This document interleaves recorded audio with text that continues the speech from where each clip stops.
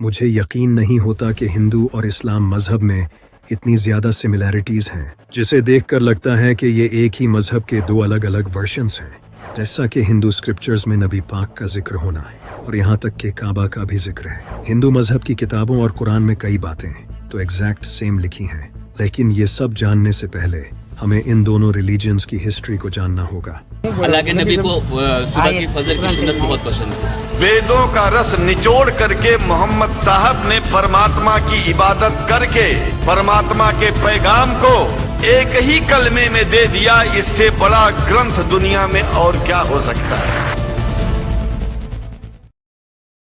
साल 610 बीसी जब नबी पाक सल्लल्लाहु अलैहि वसल्लम को नबूवत मिली और अल्लाह ने नबी पाक सल्लल्लाहु अलैहि वसल्लम के जरिए अपना पैगाम लोगों तक पहुंचाया, इस तरह इस्लाम मजहब शुरू हुआ। लेकिन अगर हिंदू मजहब की हिस्ट्री को देखा जाए तो इसका स्टार्टिंग पॉइंट किसी को नहीं पता कि ये मजहब कब बना और किसने बनाया।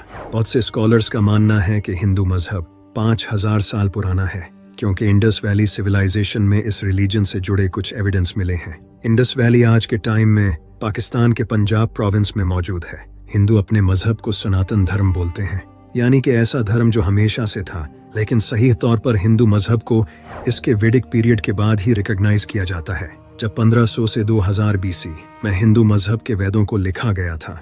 जिस तरह इस्लाम में हमारे पास कुरान है, इसी तरह हिंदू मजहब में वेद होते हैं। इसके अलावा हिंदू लफ्ज के पीछे भी बड़ी इंटरेस्टिंग स्टोरी है।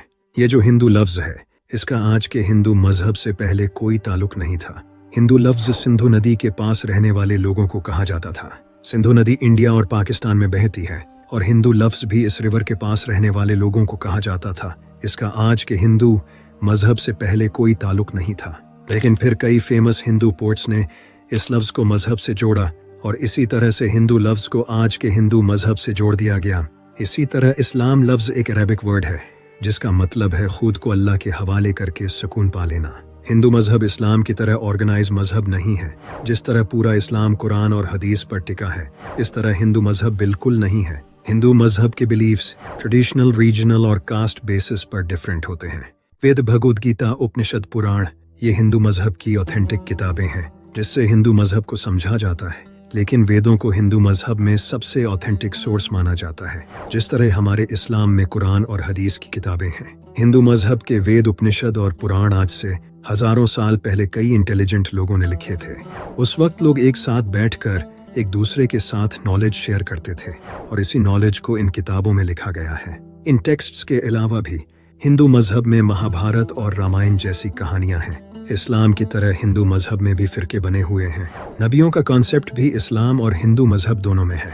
इस्लाम में जैसा कि हम जानते हैं कि अल्लाह ने 1,24,000 नबियों को भेजा था और मेरे नबी पाक सल्लल्लाहु अलैहि वसल्लम अल्लाह के आखिरी नबी हैं। इनके बाद कोई नबी नहीं आएगा। इसी तरह हिंदू मजहब में अवतार को माना जाता है। हिंदू मानते हैं कि जब धर्म मुश्किल में होता है तो भगवान खुद से इंसान की शक्ल में धर्म को बचाने आते हैं, जिसे वो अवतार कहते हैं। अवतार का मेंशन हमें किसी भी वेद में नहीं मिलता है सिवाय गीता और पुराण के। लेकिन इस्लाम में नबी तो अल्लाह के बंदे होते हैं, न कि अल्लाह खुद से इंसान की शक्ल में आता है। लेकिन कई स्कॉलर्स का मानना है कि ये अवतार लफ्ज इन दो लफ्जों से मिलकर बना है, जिसका मतलब होता है नीचे भेजा गया। तो स्कॉलर्स का मानना है कि अवतार इन लोगों को कहा जाता है जिनका खुदा से खास ताल्लुक होता है। ऐसे लोगों का जिक्र हमें चारों वेदों में भी मिलता है और वेदों को तो हिंदू मजहब की सबसे ऑथेंटिक किताब माना जाता है। तो हो सकता है कि अवतार असलियत में नबी ही हों। लेकिन अगर मैं आपको कहूँ कि नबी पाक सल्लल्लाहु अलैहि वसल्लम का जिक्र हिंदू किताबों में है तो आप इस बात पर बिल्कुल यकीन नहीं करोगे।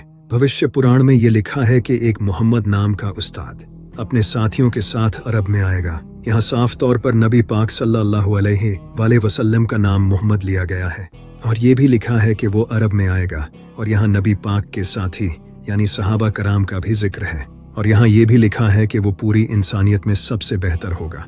इसी तरह अथर्व वेद में भी लिखा है कि वो नरशंसा होगा, वो कौरामा होगा, जो कि 60,000 दुश्मनों में भी महफूज रहेगा। यहाँ बताया गया है कि वो नरशंसा होगा।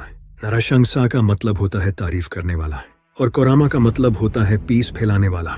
और आप ये तो अच्छे से जानते हैं कि अल्लाह ने नबी पाक को पूरी दुनिया के लिए रहमत बनाकर भेजा था, लेकिन कौरामा का एक और मतलब होता है एमिग्रेंट्स और नबी पाक भी मक्का छोड़कर मदीना चले गए थे, क्योंकि उस वक्त मक्का के लोग आपके दुश्मन बन चुके थे।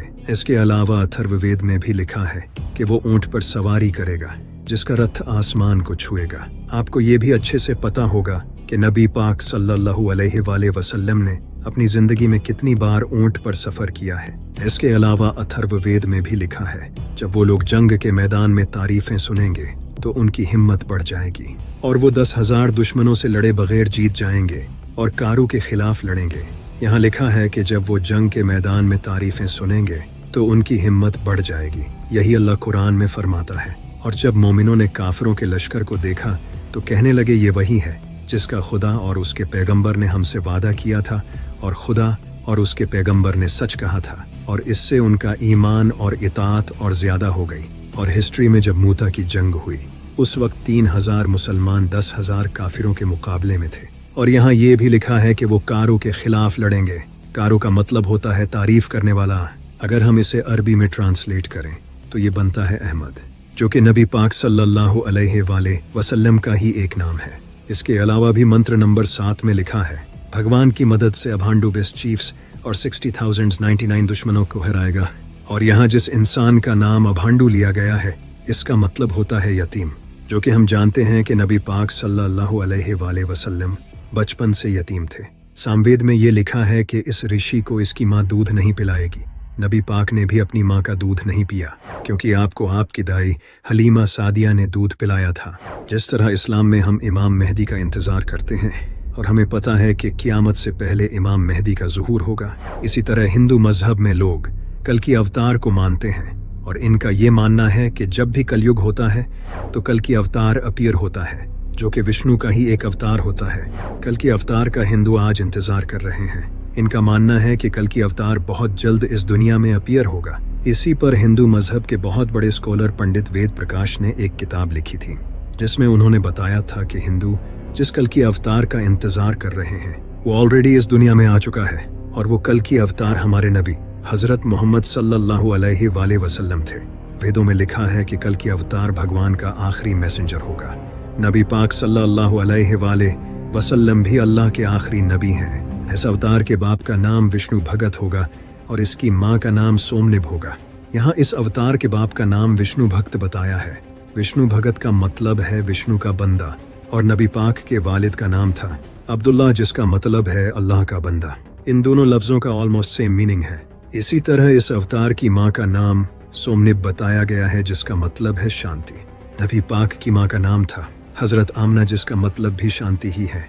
हिंदू मजहब की बड़ी किताबों में लिखा है कि कल की अवतार जैतून और खजूर पर जिंदा रहेगा, बिल्कुल जैसे नबी पाक सल्लल्लाहु अलैहि वसल्लम अरब में खजूर और जैतून इस्तेमाल करते थे और इसे पसंद भी बहुत करते थे। वेद में लिखा है कि कल की अवतार अपनी जमीन के रिस्पेक्टेड खानदान में पैदा होगा। नबी पाक सल्लल्लाहु अलैहि वसल्लम भी अरब के इज्जतदार खानदान कुरैश में पैदा हुए थे। हिंदू मजहब में ये भी लिखा है कि कल के अवतार को भगवान गार में अपना मैसेज देंगे, एग्जैक्टली जैसे नबी पाक सल्लल्लाहु अलैहि वसल्लम को हजरत जिब्राइल ने गारे हिरा में अल्लाह का पहला मैसेज दिया। किताबों में ये भी लिखा है, जिसे हिंदू मानते हैं, कि कल की अवतार को भगवान एक ऐसा घोड़ा देंगे जिसकी मदद से वो पूरी दुनिया, सातों आसमान और ज़मीन घूमेगा। जिस तरह नबी पाक सल्लल्लाहु अलैहि वसल्लम ने बुराक पर मेराज का सफ़र किया, किताबों में ये भी लिखा है कि इस अवतार को भगवान खुद मदद देंगे। एग्जैक्टली जिस तरह अल्लाह ने नबी पाक सल्लल्लाहु अलैहि वसल्लम की बदर की जंग में मदद की। हिंदू मजहब की किताबों में लिखा है कि कल की अवतार घोड़ा और तीर चलाने में माहिर होगा, जैसे नबी पाक सल्लल्लाहु अलैहि वसल्लम थे। जिस पर पंडित वेद प्रकाश का कहना है कि आज के दौर में तो कोई घोड़ों और तीरों का यूज नहीं करता, ये दौर तो कब का जा चुका है। अब तो मिसाइल्स, बॉम्ब्स और टैंक्स से जंगें लड़ी जाती हैं, तो इसीलिए हिंदू का इस अवतार का इंतजार करने का कोई पॉइंट नहीं है। ये अवतार नबी पाक सल्लल्लाहु अलैहि वसल्लम ही थे, जो कि आज से 1400 साल पहले जा चुके हैं। आप देख सकते हो नबी पाक का जिक्र हिंदू मजहब में भी है, और इसके अलावा दुनिया के कई रिलीजियंस में नबी पाक सल्लल्लाहु अलैहि वसल्लम का जिक्र है। हिंदू और इस्लाम मजहब में और भी सिमिलैरिटीज़ हैं। जिस तरह हम जन्नत और दोज़ख पर ईमान रखते हैं, हिंदू मजहब में स्वर्ग और नरक हैं। हम ईद पर जानवर कुर्बान करते हैं, हिंदू भी जानवर कुर्बान करते हैं। हम ज़कात देते हैं और हिंदू दान करते हैं। हम रोज़ा रखते हैं, हिंदू व्रत रखते हैं, हम हज करने मक्का जाते हैं, लेकिन क्या आपको पता है कि मक्का का जिक्र भी हिंदू स्क्रिप्चर्स में है? आपने बिल्कुल सही सुना। हरिहरेश्वर महात्म्य में एक मंत्र है। इस मंत्र में लिखा है कि मक्का में विष्णु के पांव के फुटप्रिंट्स हैं। यहाँ विष्णु से मुराद खुदा है, क्योंकि विष्णु का मतलब होता है सबको संभालने वाला, जो कि अल्लाह के एक और नाम इल्मुकीतु का भी यही मतलब है। और हम मुसलमान भी काबा, जो कि मक्का में सिचुएटेड है, उसे अल्लाह का घर मानते हैं। इसके अलावा ऋग्वेद में लास्पद नाम की जगह को लिखा गया है, जो कि नाभा पृथ्वी पर सिचुएटेड है। यहाँ गौर करने वाली बात यह है कि इस लास्पद वर्ड का मतलब अल्लाह की जगह है, क्योंकि ला का मतलब है अल्लाह और सपत का मतलब है जगह। और यहाँ बताया गया है कि ये जगह नाभा पृथ्वी पर है। नाभा पृथ्वी का मतलब है जमीन के दरमियान, यानी कि ये जगह अर्थ के सेंटर में मौजूद है। आप जानकर हैरान हो गए कि काबा भी अर्थ के सेंटर में है। आप देख सकते हो कि इस्लाम और हिंदू मजहब में कितनी ज्यादा सिमिलैरिटीज हैं, लेकिन जो सबसे बड़ा डिफरेंस लोगों को लगता है वो ये है कि इस्लाम में हम एक अल्लाह को मानते हैं और मूर्ति पूजा भी इस्लाम में हराम है, लेकिन हिंदू अलग अलग खुदाओं को मानते हैं और मूर्ति पूजा करते हैं, जबकि उपनिषदों में ये साफ साफ लिखा है वो एक है और उसका दूसरा नहीं। उसके ना तो माँ बाप हैं और ना ही उसका कोई खुदा है। उस जैसा कोई नहीं, उसे इंसान की आंखें देख नहीं सकती। भगवत गीता में भी लिखा है कि जिनकी अक्लों को उनकी इच्छाओं ने चुरा लिया है वो इन मूर्तियों की पूजा करते हैं, उस एक खुदा को छोड़कर। इसी तरह यजुर्वेद में भी लिखा है उसकी कोई तस्वीर नहीं, उसे किसी ने पैदा नहीं किया और वो इबादत के लायक है, उसका कोई जिस्म नहीं, वो पाक है। वो अंधेरे में गहरे डूब जाते हैं जो संभूति यानी तख्लीक की इबादत करते हैं।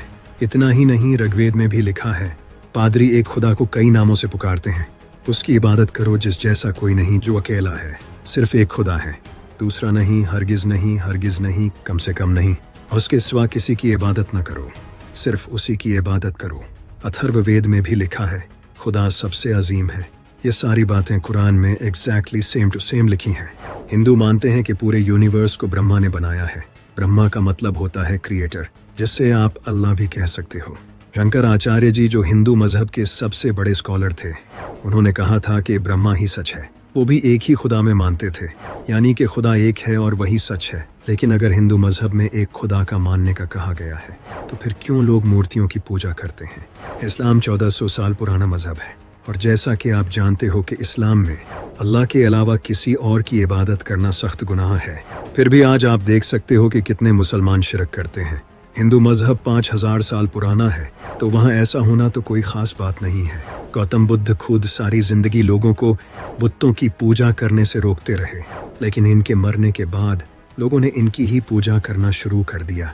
हज़रत मूसा अलैहिस्सलाम ने जब लोगों को समंदर पार करवाया, तो समंदर पार करते ही एक इंसान ने हज़रत मूसा अलैहिस्सलाम को ये कह दिया कि आप हमें अपने रब की कोई मूर्ति बना दे ताकि हम इसकी पूजा कर सकें।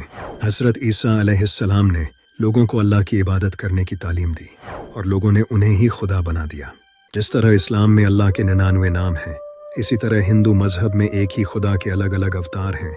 जिस तरह अल्लाह का हर नाम इसकी नई खूबी बयान करता है, इसी तरह जिसको अच्छाई पसंद है वो शिव को मानता है, जिससे प्यार पसंद है वो कृष्णा को मानता है। यानी कि ये सारे उस एक ही खुदा की अलग अलग खूबी को रिप्रेजेंट करते हैं, और वो खुदा सिर्फ एक है, जो कि हमने देखा कि वेदों में बार बार कहा गया है। जिस तरह अल्लाह को कोई रहमान के नाम से याद करता है तो कोई मालिक के नाम से, लेकिन याद तो उस एक ही को किया जा रहा है। लेकिन अब प्रॉब्लम यह है कि हिंदुओं ने उस एक खुदा को छोड़कर इन मूर्तियों को पकड़ लिया है, जो कि इंसान ने खुद बनाई है, और वो खुद की बनाई हुई चीज के प्यार में पड़ गया है, और यही शिरक है। इन मूर्तियों को छोड़ो और उस एक को पकड़ो। वही तो राम है, शिव है, कृष्णा है, वही मेरा अल्लाह है, वही इस यूनिवर्स का सच है, जिसे हिंदू मजहब में सत्य कहते हैं।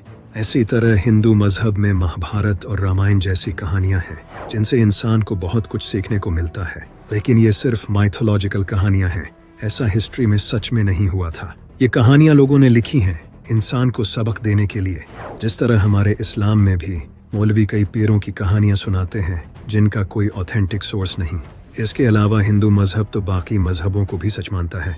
इसका मानना है कि रास्ते अलग अलग हो सकते हैं, लेकिन सबकी मंजिल एक है। हिंदू मजहब में कहीं भी ये नहीं लिखा कि दूसरे मजहब झूठे हैं। इसी वजह से महात्मा गांधी जैसे लोगों ने भी इस्लाम की काफ़ी बार तारीफ की है। यहाँ तक कि कई हिंदू तो मेरे इमाम हुसैन से भी मोहब्बत करते हैं और इनका मातम भी करते हैं, जिन्हें हुसैनी ब्राह्मण कहा जाता है। میں بس اتنا ہی کہنا چاہوں گا، جس مذہب پر ہم ایک دوسرے سے لڑتے ہیں وہ اصلیت میں تو ایک ہی خدا کو مانتے ہیں، اسی لیے ہمیں مورتی پوجا سے ہٹ کر اس ایک خدا کی عبادت کرنی چاہیے جس کا ذکر قرآن اور وید دونوں میں ہے۔